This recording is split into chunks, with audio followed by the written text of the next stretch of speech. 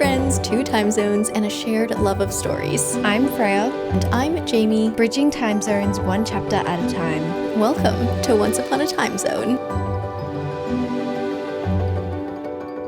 Hi everyone, welcome back to Once Upon a Time Zone.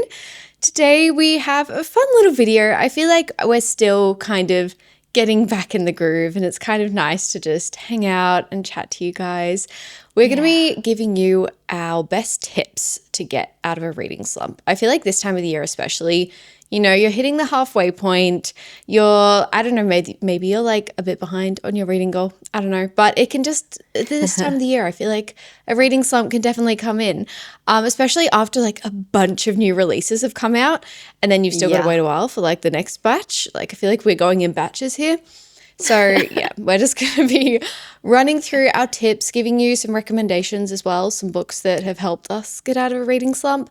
And it's just going to be a fun, chatty video. But of course, before we jump into that, Jamie, what are you currently reading? I actually have no idea. Yeah, okay. I'm kind of on this emotional, I don't know if it's a high or a low right now, but I'm very emotional right now because I'm currently reading Into the Blue by Brodie. I'm like near the end too. So the book is split into 4 parts and I'm in part 4. So it's like the finale, the conclusion. I've been really affected by this book, I will say. So, really? Yeah. So for anyone who doesn't know what this book is about, I'm sure everyone does because it's literally floating everywhere on the internet. But we follow, I guess, how do I describe our characters? We have AJ, who we start out with them kind of young. So she's 17, I think, when the book starts. And she doesn't really have an aim in life. She's like broken her arm. She's just like not feeling very good. But she works at this like video rental store. And at the video rental store, she meets Noah, who gets a job there. But Noah kind of like doesn't really belong there. He's kind of a nepo baby. His entire family, you know, they're all actors, very famous actors. He's very wealthy. So she's like, why do you need a job at this video rental store? Like you could just be a nepo baby. But then they kind of clash at the beginning, but then they find themselves in this circumstance where they start training in these improv and acting lessons together. And that kind of jumpstarts this journey of their lives over like 13 years, I think it is, as they kind of like come in and out of each other's lives and do like these acting things together, essentially. And their draw to one another is actually insane. Like the tension, the yearning, the like, you know, that it kind of, there were moments that were giving me Daisy Jones vibes because, you know, when you're like watching 2 people on stage or like on camera or whatever, and you can see their sizzling tension and you feel like you're intruding on a private moment, even though they're like on stage and it's not a private moment, but they're having a private moment on stage. Like, you know, that feeling? It's that. Yeah.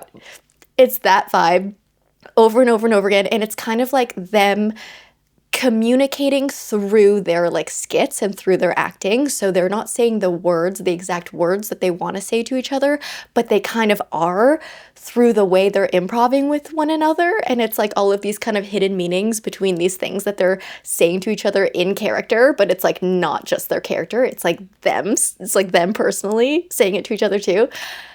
Yeah. Oh my gosh, that sounds so good. To be honest, I haven't seen very many bad reviews on this. Like, no. Mm-hmm. And I kind of like, I knew it was going to be good when I jumped into it, but I didn't know how good. And I will say it was kind of a slow start. Like the first little bit, I was like, okay, it's good. The writing's good. I like it, but I'm not feeling anything yet. And then part 2 started. And then I was like, wait. If you want to read a book filled with yearning and tension, this is the one. Like, this is fully the one. Absolutely.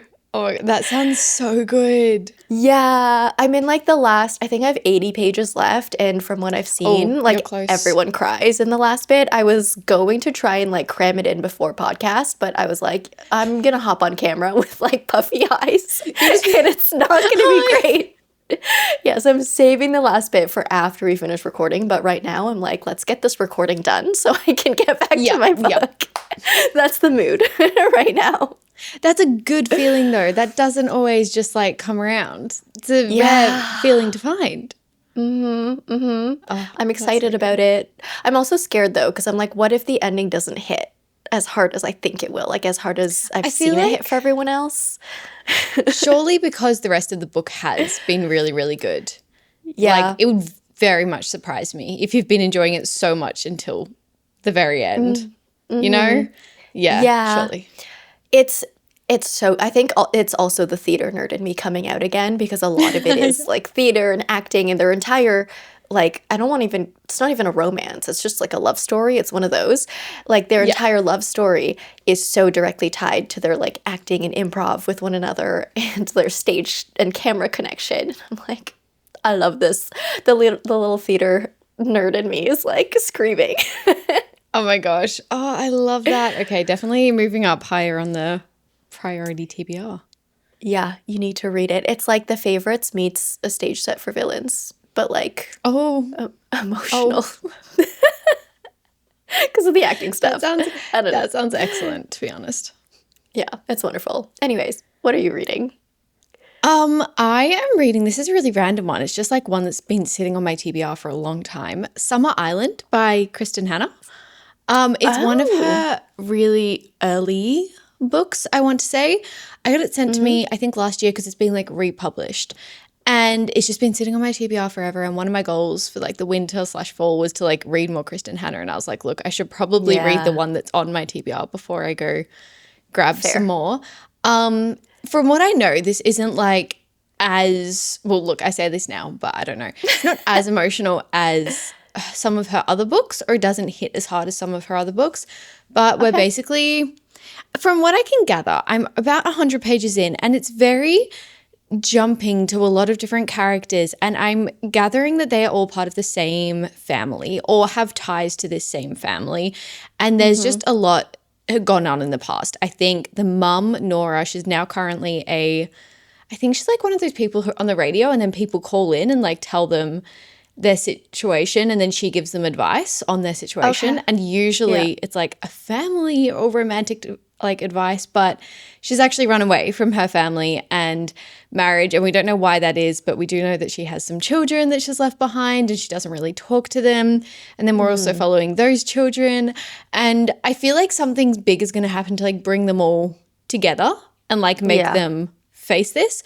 But yeah, it seems to be a lot of just like family dynamics getting explored.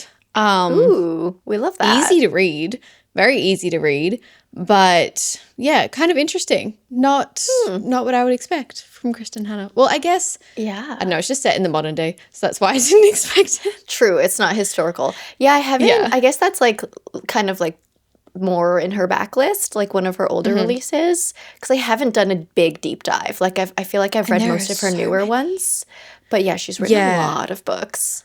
I had no idea, like the list at the front of the book where it's like also by Kristin Hannah, and it was just like this page-long list. I was like, oh my God, okay. Yeah, her and like Ellen Hildebrand. I'm like, what are you two doing? Literally. Just really love writing. But yeah, it's good so far.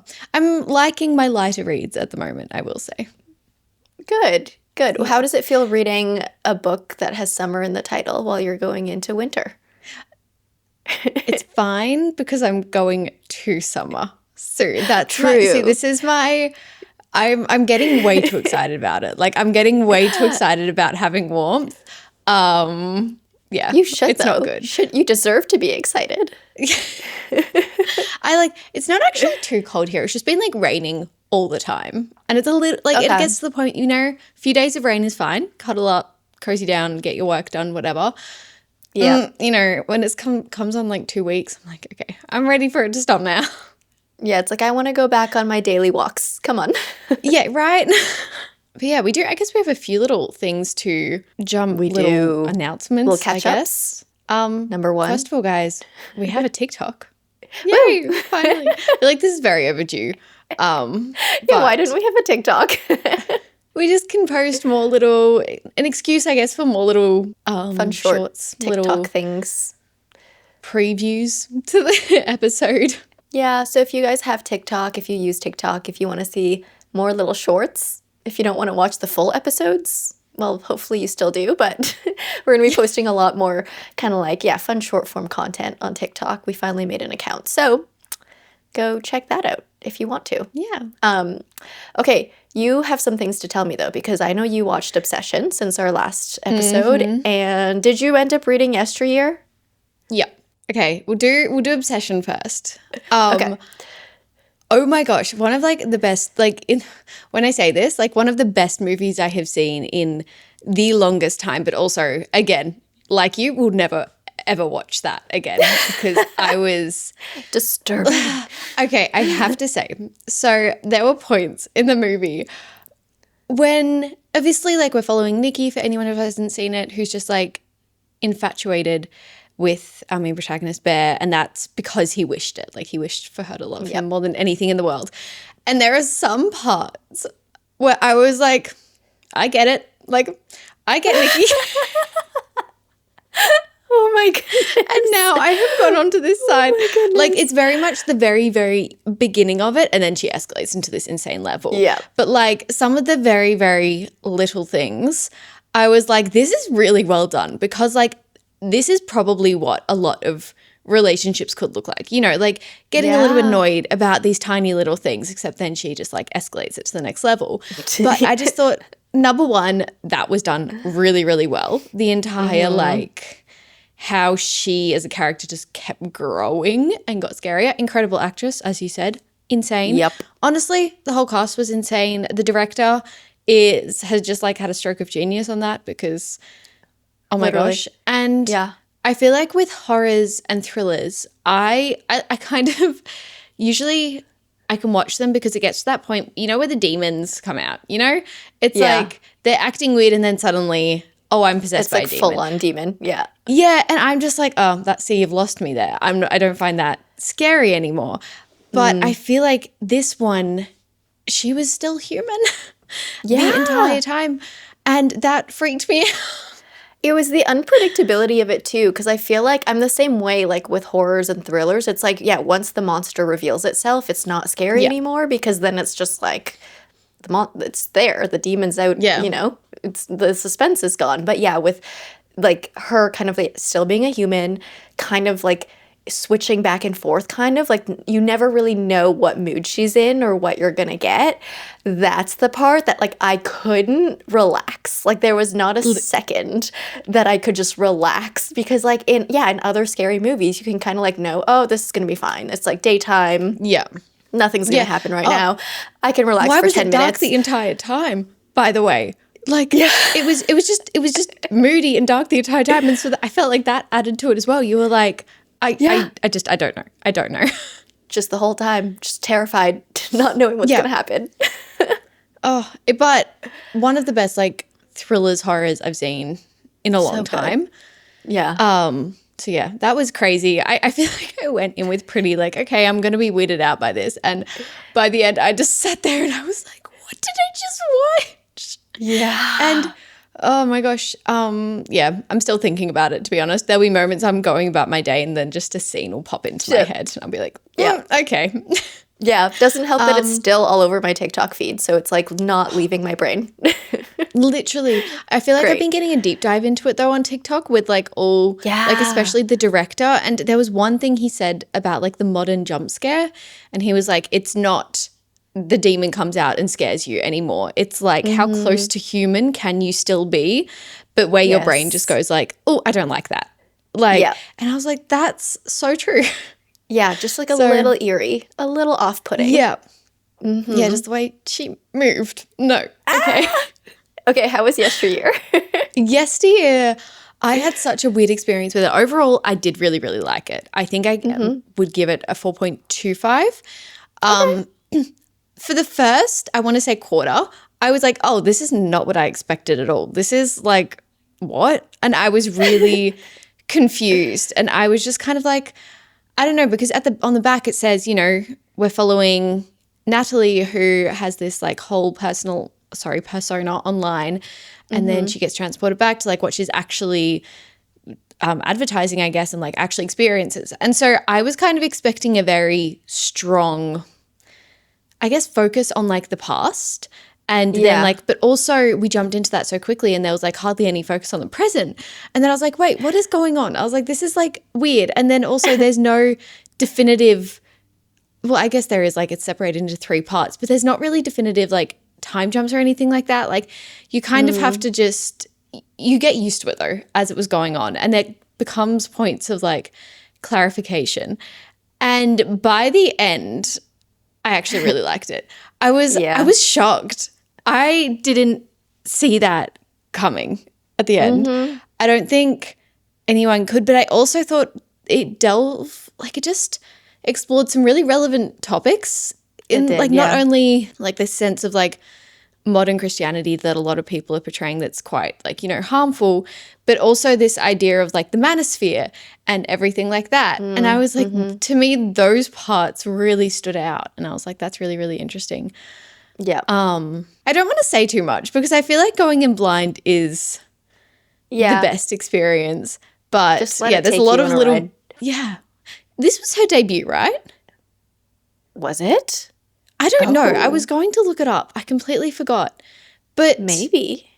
I'm not sure, but if it is, that's crazy. It could have been. Maybe I not, haven't though. heard of any other book. Yeah, that was my thing. And like when I bought it from the bookstore, I didn't see any other books by her. So I was like, wait, is this a debut? I don't know. Could be. Anyway, it's a very strong debut. If it is. Yeah, insanely strong book anyway. Like even when I bought it, I was seeing, and when I went to the city this weekend, everyone around the bookstore was walking around with it, like about to buy it. And I was like, okay, this is the crazy. book of the time. Yeah, everyone's reading it. Even non-readers are reading it. Yeah, literally. Yeah. But yeah, overall good. I think similar thoughts. I think it wasn't what I expected, but that doesn't mean it was bad. Yeah, I kind of had similar feelings. Yeah, not expected, but still good in its own way in what it did. Okay, I have a catch up for you. I started watching Off Campus.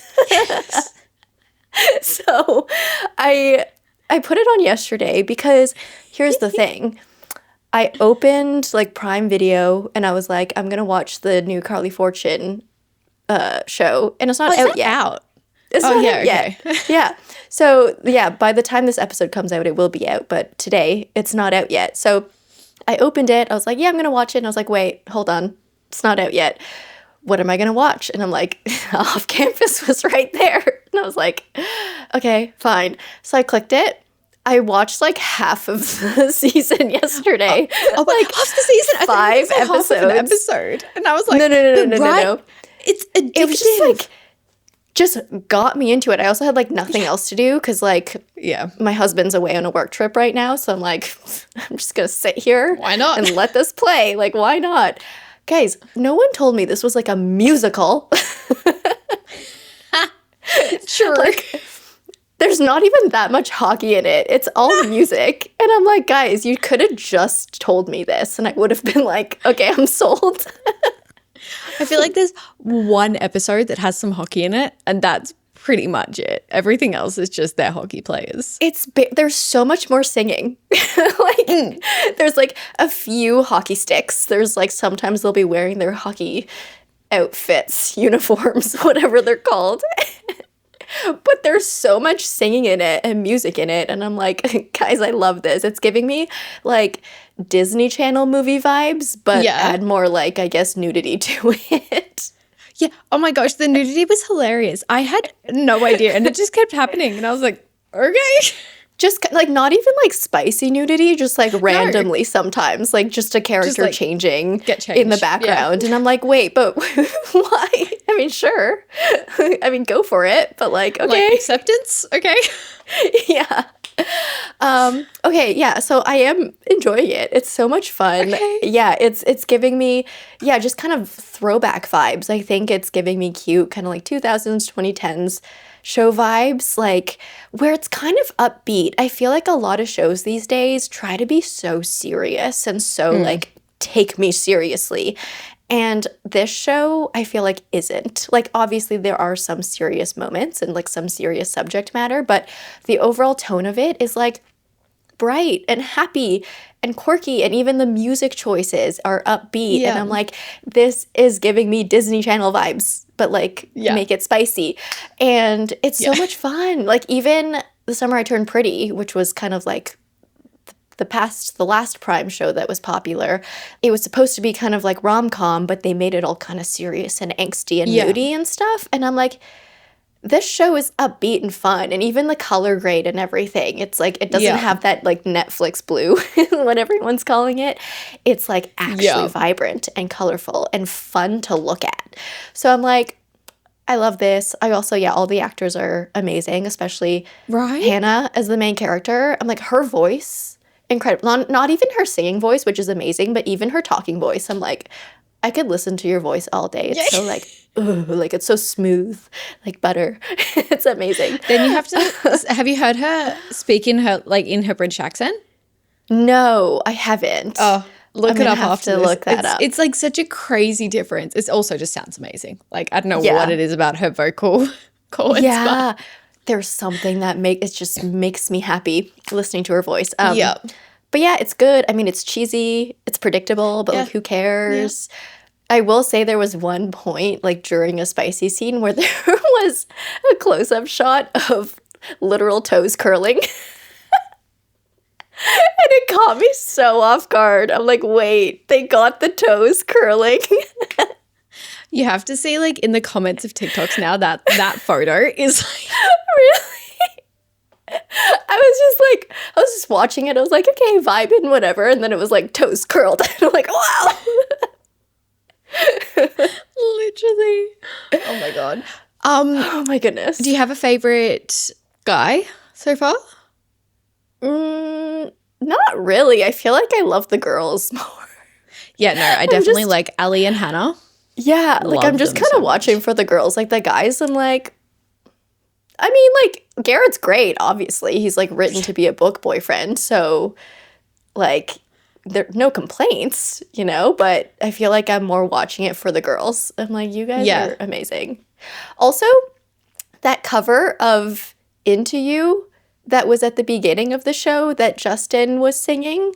I'm like, I know he's kind of like supposed to be an icky character, but that cover, and I'm like, it's kind of cool. It's kind of cool. I kind of like it. Do you see him as Xaden? Because we talked about that last week. I mean, not in this role, because it's hard to tell because they're obviously making him a little bit dinky next to Garrett because he's not supposed to be the final love interest. So it's very obvious that they're making him kind of act a little bit awkward and weird, and like he's supposed to give you the ick in the show. So I'm like, hard to tell, but I've seen him in clips of the Dune show, like not the movie, but the show. And the way he acts in that, I'm like, I could see him as Xaden acting like that. Okay. But like in this show, no. But like appearance-wise, for sure. But yeah, that's what I see mainly. I'm like, you're pretty much exactly how I pictured Xaden. So that would work.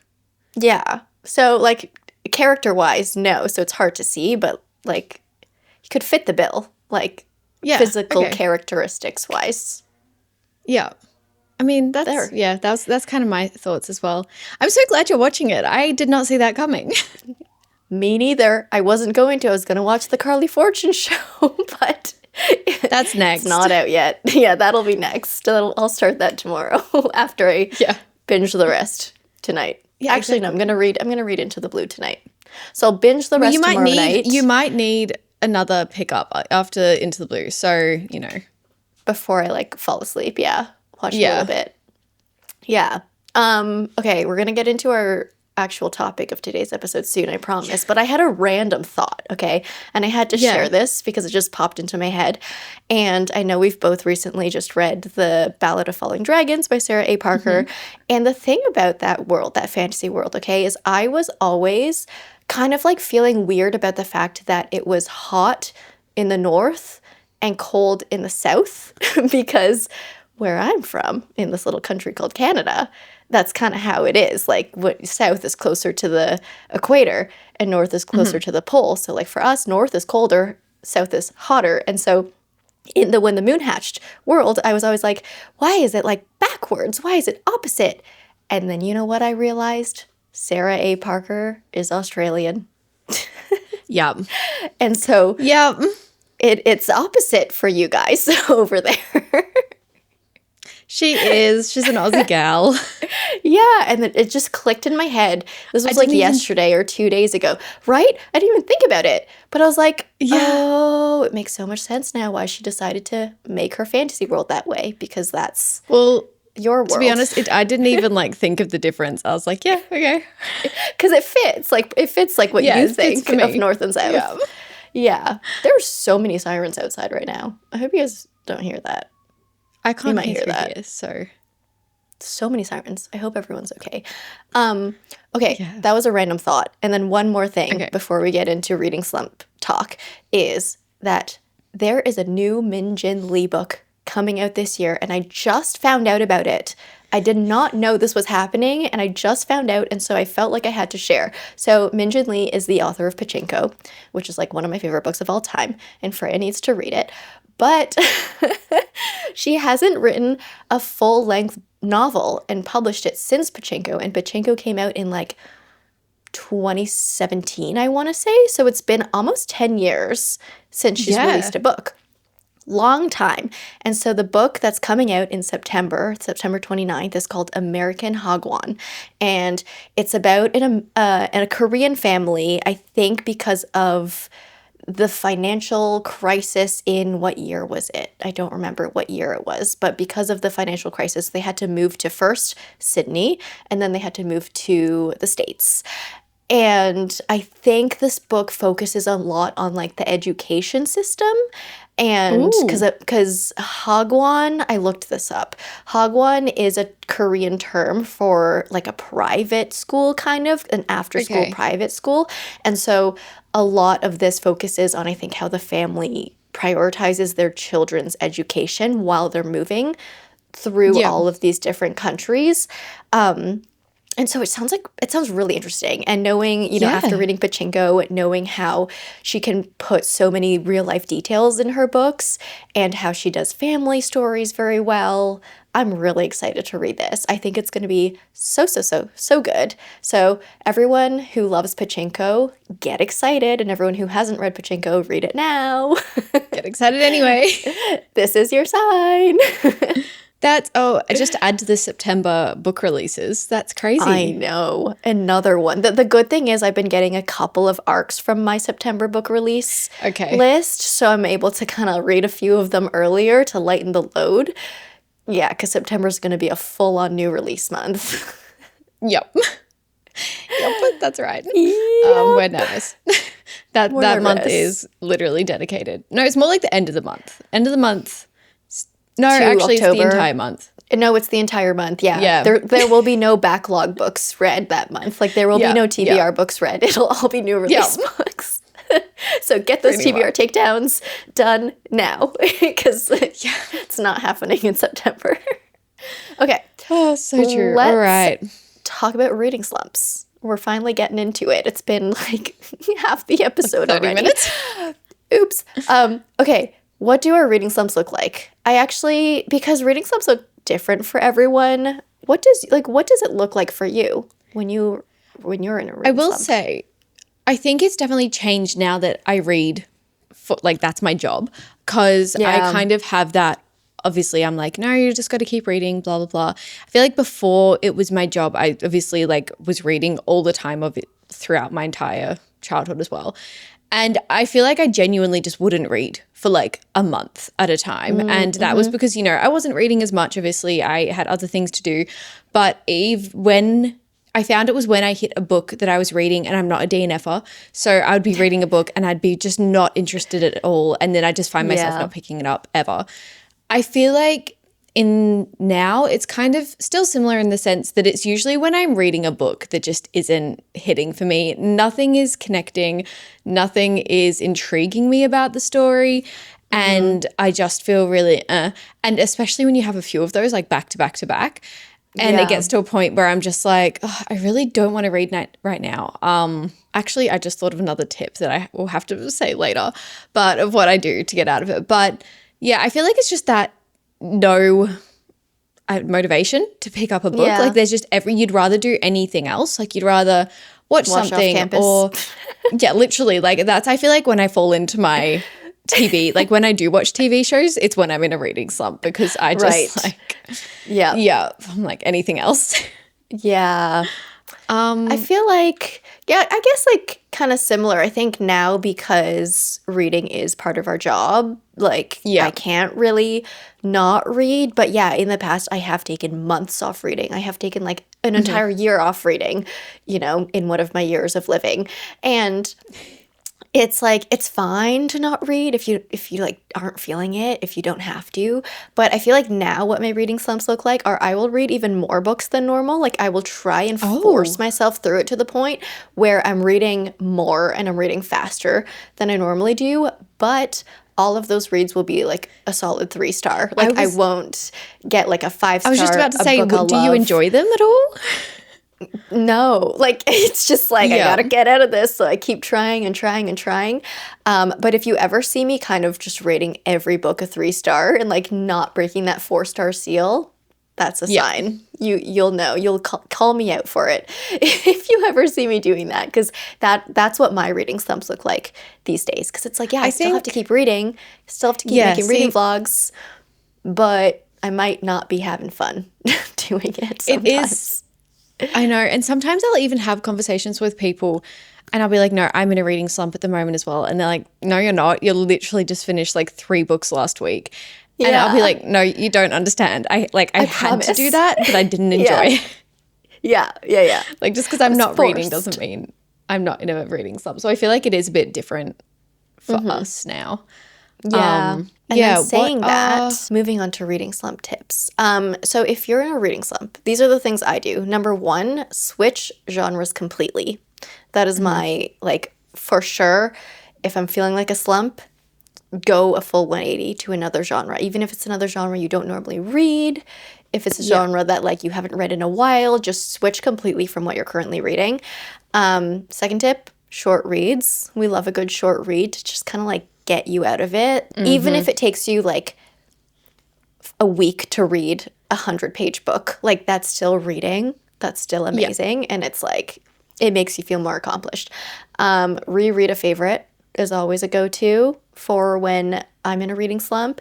And then also try something structured, like a reading challenge. I've noticed on Goodreads, for example, they do these little mini reading challenges within your kind of like main reading goal challenge. So it refreshes every month, I think, but they'll have little different prizes. Like for this month being June, being Pride Month, there's one that's like read an LGBTQ plus book. And like that would be a challenge. And then the next one is read one out of these like current popular books lists. And then it's like read one of these. And it kind of gives you like a bingo card list almost of a reading challenge. So if you're like, oh, I don't know what to pick up, it's like maybe you just need some structured guidance in your life, which is sometimes what I need. Like I find I do need a guidance sometimes. So that can be helpful. And if you don't have Goodreads, I think there's like so many you can find online. Like there are like people kind of make them on their own too. I've seen kind of bingo cards that people will post on Instagram and stuff. And you can kind of follow those little mini challenges. I think those are a lot of fun if you're kind of feeling lost in your reading journey. That's a really good tip. Pinterest as well. I find I see little bingo, like actual bingo decks on Pinterest. That would be really fun. Yeah. It's almost like a mini TBR, but not as like you just pick as you go. Like it's not like you set it. Yeah. It's so like little cute. prompts. That's a good idea.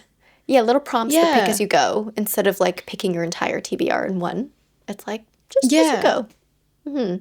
What are your tips? Okay, so agree with all of yours completely. When you said like switching genres, massive yes. I feel like when I switch genres, usually I pick up a thriller. I think usually in my wrap-ups, you'll see that I pick up one thriller at least, and I feel like it's just they're really good brain breaks, and they're usually quite addictive just because like there's so many mysteries and everything going on that you kind of want to keep reading.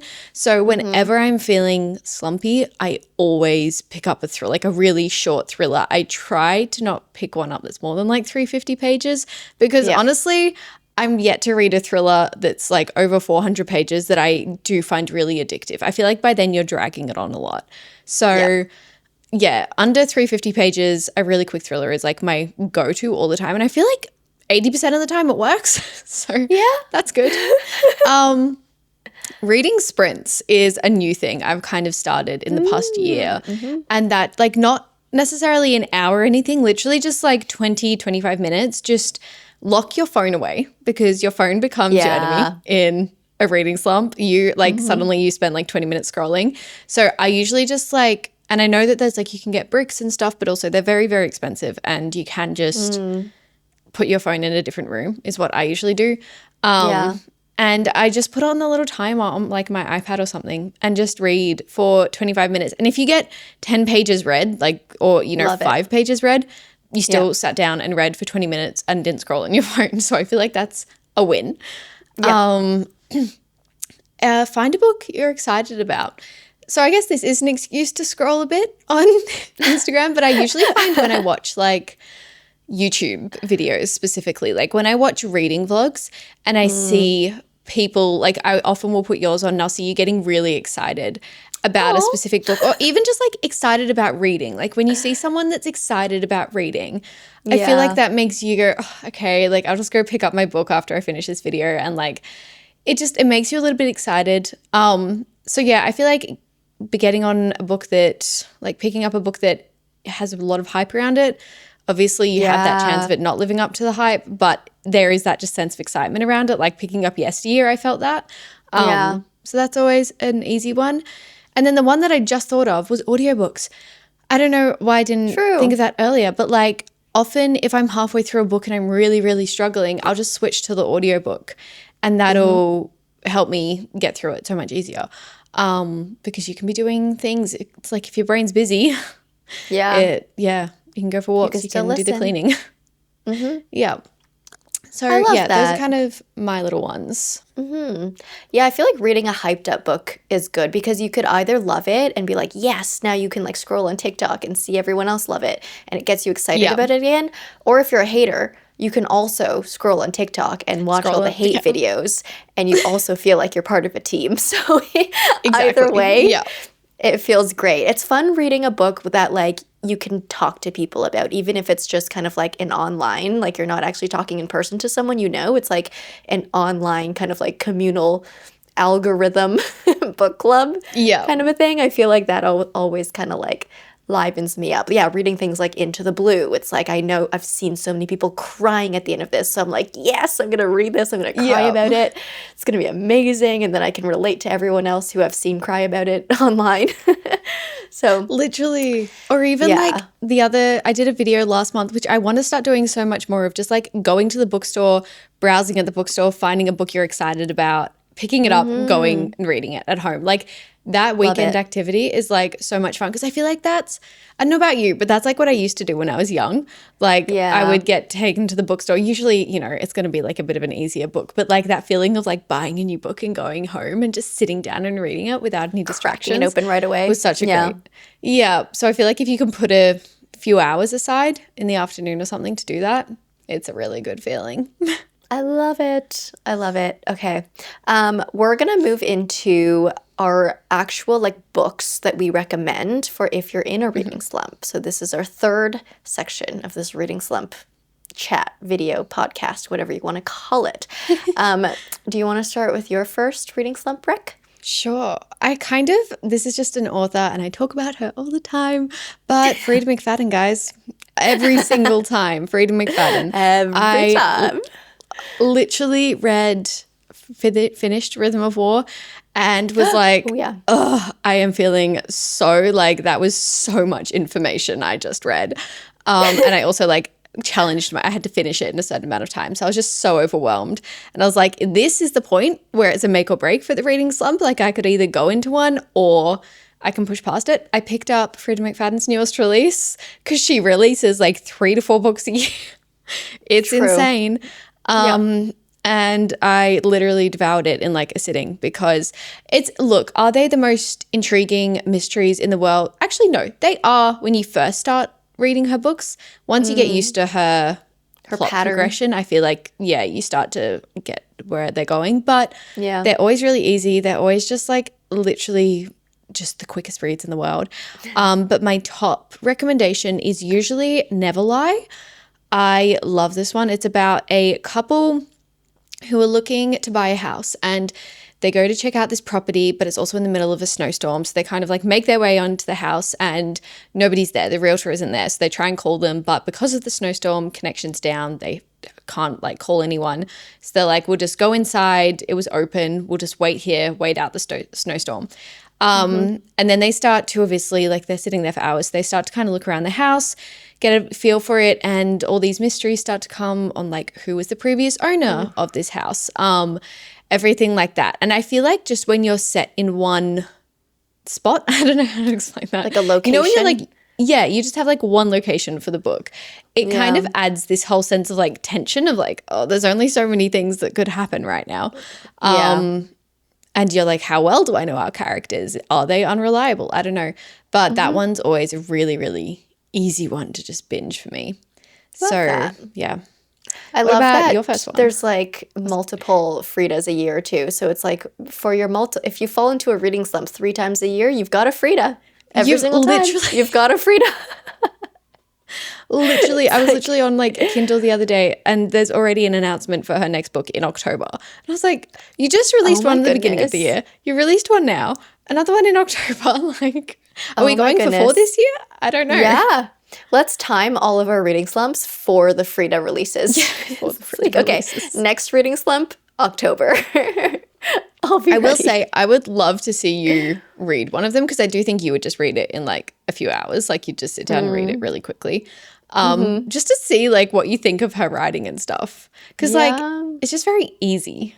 So yeah, I'm curious. One day, maybe now that I have a Kobo and I can actually use the library for ebooks, could be a thing. Yeah, that's what I was Maybe thinking. I I'll feel like I only ever read it on ebooks. library it. Yeah. Yeah. Okay. Could be a thing. Maybe later this year. Maybe October. We'll see. In case you go into a book slump. Yeah, just in case. Okay, my first reading slump rec is actually 6 Crimson Cranes by Elizabeth Lim. Not for like really any particular real purpose, like reason, like specific reading slump reason, but because this book actually did get me out of a reading slump when I read it. Because I was falling into that 3-star book reading slump for a while and I was like, guys, I don't know, I'm not enjoying reading very much. Am I in a reading slump? I don't know. That's the thing too. I feel like I never really know if I'm in a reading slump. I'm like, am I just reading very average books right now or am I actually in a reading slump? So I had, a bunch of 3-star reads. I was like, I'm not having that much fun. And then I picked up 6 Crimson Cranes and it was like 5-star. Love it. Got me excited to read again. So that's the reason I put this on my list. But this one it's like a fairy tale feeling YA fantasy duology where we follow Shiori and she is like a princess. But one day she's at the beginning of the book, she's arranged in a marriage, typical princess things, a political marriage. And she's like, I don't want to do this. So she runs away, but she gets caught. And then her stepmother, her evil stepmother, this is also kind of Cinderella tied a little bit. Okay, yeah. So she has an evil stepmother. Her evil stepmother actually puts a curse on her. And the curse is that all of her brothers, she has 6 brothers, they all turn into cranes. And if Shiori speaks a single word, like makes a word out of her mouth, like talks, her brothers will die.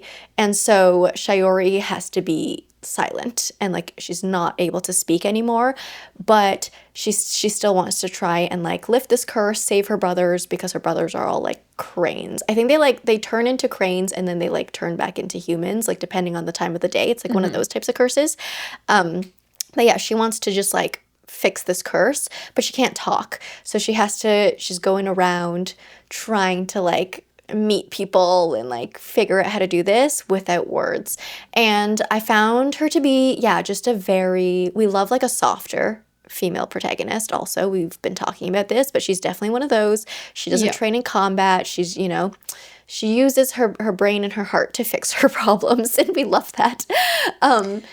But I found this to just be a really great fusion of like fairy tale retelling plus Asian mythology mixed in, plus just like easy writing, and it broke me out of a slump. So if you're in a slump and you haven't read this book, try it out because it worked for me. That's a really interesting, because I see this book at the bookstore all the time, and I would never think of Yeah. it being a book slump. Because I feel like the cover's so like pretty and flowery that I'm kind of like, oh, the writing will be really like, you know, lyrical and one that you have to like pay attention to a little bit more. But Yeah. It's more like simple fairy tale writing, I would say. okay. 'Cause it's not hard to follow. But yeah, it is a beautiful book. And I didn't expect it to break me out of my slump, but it did. Yeah. So it's got some magic That's powers. so good. All right, what's your next one? My next one is The Rose Bargain by Sasha Payton Smith. This is a YA fantasy, and I feel like I just always recommend this because it is very little. I think we literally we're definitely under 400 pages.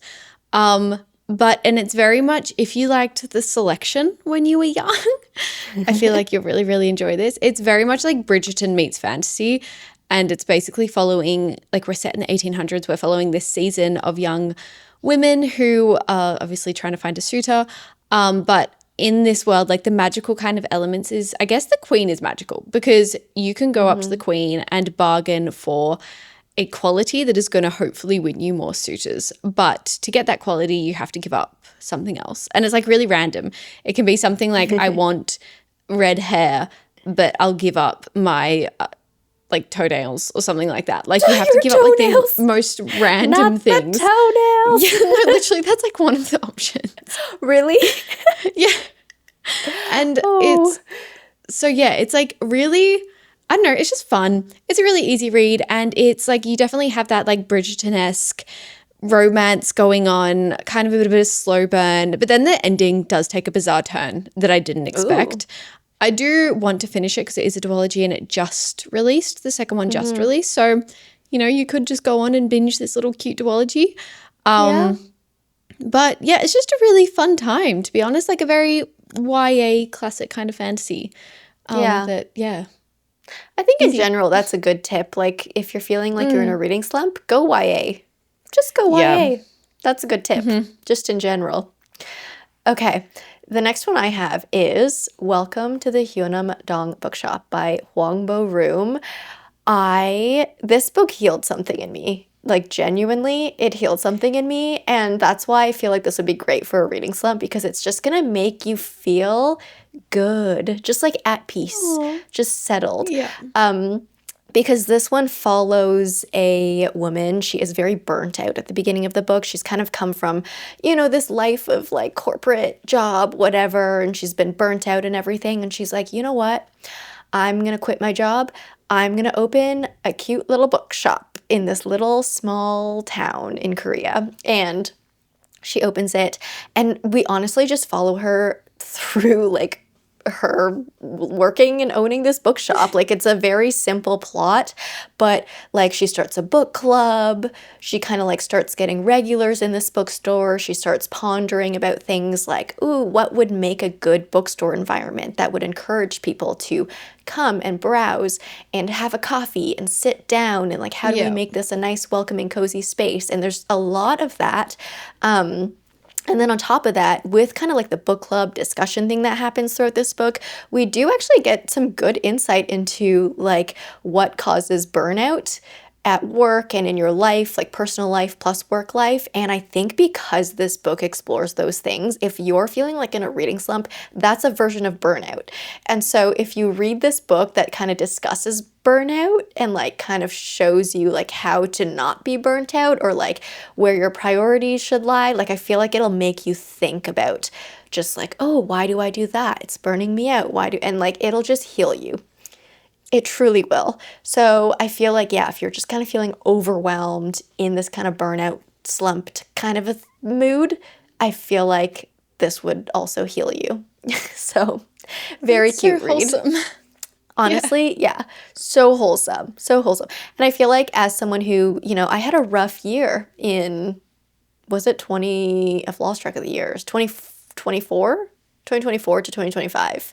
Rough year. I feel like reading this after my experiences with all of that happening with, all my work drama that happened, this book actually like, it patched a lot of holes in my heart.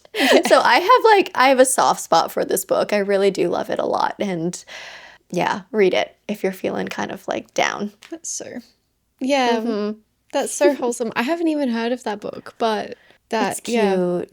It's I lovely. will It's be looking into wholesome. it. Okay, what's your next one? All right. This next one is a series and it just comes from personal experience. And I guess it's your tip of rereading favorites, but a series of unfortunate events. I truly had like a completely different experience reading this series as an adult because the writing Wow. is so witty. It is so intriguing. It's one of those Ooh. books that I feel like it's almost written in a way that like if you're a parent reading it to your kids or something, or like you would enjoy it as well. Like you're not just like reading words on paper. It's almost written like that. And I just feel like Lemony Snicket has such a fun way of writing. Not to Yeah. mention these books are tiny. Like you can read these so quickly. I haven't Yeah. even finished because I think there's 13, 14 of them. So I think There's I so got many. up to 10. I think I need to keep going. Okay. But like I feel like it was this time last year when I started and I was just like, you know what, I really am craving like nostalgic feels. But also like not a really very, very, very YA kind of feeling. And I don't know, something about this series just holds such a special place in my heart. And I have no idea why, because I feel like I didn't even love it that much when I read it for the first time. Like I enjoyed it. But when I was rereading it, I was just like, oh, God, I love it. And I know you have said you worked on the TV show, but I also loved the TV show when I watched Don't it. traumatize me. Yeah, I'm so sorry. Well, good work Speaking there. of trauma, speaking of welcome to the hyunam-dong bookshop and burnout.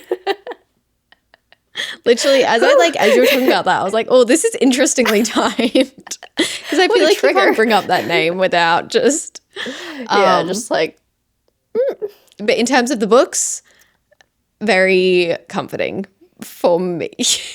yeah. No, I still have like For a the soft spot average in my person. heart for the story, but it's Okay. just the show format. Like I do kind of want to reread the books. I actually grabbed a couple of my old copies from my childhood bedroom, so I have them with me now. So whenever I am feeling kind of like I want to get into them, Yeah. I definitely want to pick them up again. And yeah, excited to hear that you're saying you enjoyed them more as an adult and how like the writing style actually kind of like jumps out more when you're an adult and you Yeah. can appreciate that stuff. I never thought about that. I didn't think that was a thing. So I'm excited. Literally, it's so funny reading it. And I also just find it really funny that like literally just everything bad happens. Like nothing good ever happens. And I know, like they'll be like poor on kids. the tiny almost getting good. And I feel like as a kid that would really annoy me. I was like, really? But now I'm just kind of like, oh, of course you had to like snatch that away from us. When they were at the like reptile one, I think that one really hit me for some reason. I always think back to that one because I'm like, "Ah, they were so close to having like a wonderful place to live." I know. That was, was so sad. definitely the best option out of the lot. I know. Oh, what's his name? Uncle Monty? Uncle Monty. We Uncle love Uncle Monty. Love him. Oh, poor Uncle Monty. Oh, Didn't bringing deserve all back that. the nostalgia. Spoiler alert, by the way. I don't know if we can spoil a series of unfortunate events. Okay, my next one is a 30-page book. Okay, so if you're looking for a short read, here it is. It's The Six Deaths of the Saint by Alex E. Harrow. So this is actually the short story version that inspired The Everlasting, which is the full novel-length version of the story. And I didn't know about this before reading The Everlasting. So I read The Everlasting first. I didn't really end up loving it as much as everyone else seemed to love it, but then everyone was like, no, read the short story, read the short story. So I read the short story after. And I will say the short story was so much stronger for me. Like I loved these 30 pages. That's crazy. It told so much in so few pages. Like it felt like you went on this huge emotional journey with these characters. And I'm like, honestly, yeah, pretty great for 30 pages. So this one essentially follows a saint who she kind of starts out as this like not well off kind of, I guess you could call it like a peasant girl. But then she finds herself in these situations where she helps the king kind of like, I don't know, slays things. She has these like combat skills. And she finds herself in this time loop where she just keeps like sacrificing herself to save this king. And as we go through these time loops, we see how like every time loop kind of ends a little bit different. And then we see kind of like, it's one of those how to break out of the loop stories. Yeah. Obviously don't want to say too much more because it's a 30-page book, so just read it. But I really loved the story, and it hit me so much more emotionally than the long form book did. So That's so crazy. yeah, because I was like, what? I was like, because everyone was saying, read the Six Deaths of the Saint. I was like, what do you mean? Like, how can these 30 pages affect me? Like, I like the concept of the story, but the long book didn't really do it for me. I'm like, well, like what? And then I read the 30 pages, and I was like, yeah, okay, I get it. That's Great so 30 crazy. pages. Yeah. So Wow. if you want, I've never read like a book that short that's actually hit that hard. yeah. So if you want just like a short book that will hit hard, but you'll be able to read it literally in like 30 minutes, an hour max, try this one out. It was great. I will be getting on that. Yeah, do it. Up your reading goal too. Yeah. Right. Okay, my next one is anything by Taylor Jenkins Reid. Now, I feel like there's obviously her classics that like everyone knows, like Seven Husbands, Evelyn Hugo and everything, but her older ones, like she has a whole backlog there, and I find them so addictive. Like Forever Interrupted, After I Do, everything like that. They are some of the most addictive reads. I don't know what it is about her, but like whenever I feel like I started reading her books actually before I even started creating content. And she was the one who broke me out of my book slumps. Like Seven Husbands of Evelyn Hugo was the one that broke me out of my book slump. And from then I just kind of went down like a backtrack on all of her books, and none of them really disappointed me. Like some were better than others, but there's just a way that she writes that she includes the most incredible balance of like personal journeys and like challenges that our protagonists are going through, whether it's like both protagonists or just one, like life challenges, but also like a love story, and a very realistic love story that isn't going to be like you missed a text message and that's what ended the relationship. Like it's a very realistic kind of, it's a situation that you almost like don't want to read about if you're reading a love story. You're like, oh, like, one of them passes away. I don't really want to like, deal with that. But then you're like, oh, fine, I'll read it. And it hurts so good. Yeah, right? It's like, it's something about it. So yeah, do a Taylor Jenkins Reid deep dive is my suggestion. And also all of her books are pretty short. So like, they're contemporary fiction / romance, I guess. So, and historical. We've got a bit of everything in there, actually. It depends on your mood. She's got it all. Yeah.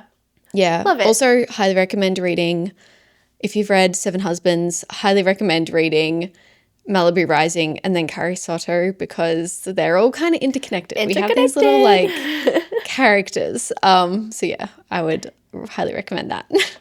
Love it. Yeah, TJR deep dive. We always love that.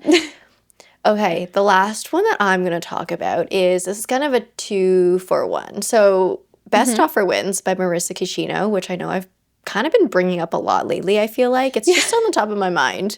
I don't know why. It's a good book rec, I feel like, because it's easy to read. I feel like it'll appeal to a lot of people. I think a lot of people will be able to relate to it with kind of like the state of the real estate industry, like just stuff like that. But then easy to read, quick, entertaining. Do I need to say the synopsis? Essentially, girl wants to buy a house and she does crazy things to buy a house in one sentence. That's and the fair synopsis. enough. No. And totally fair enough. Maybe not as far as she went, but like, it's kind of like Obsession. It's like you can kind of see I was about to say what she's thinking, like, okay, I get it. It sucks, life sucks, but then it's like she goes way too far. So that's Best Offer Wins. And I actually recently I received this book from like the Ontario government because they have their like Ontario government book awards, and this was on one of them because it's an Ontario author, which is fun. But I just got from them Julie Chan is Dead by Leanne Zhang, and this sounds like a very kind of similar premise.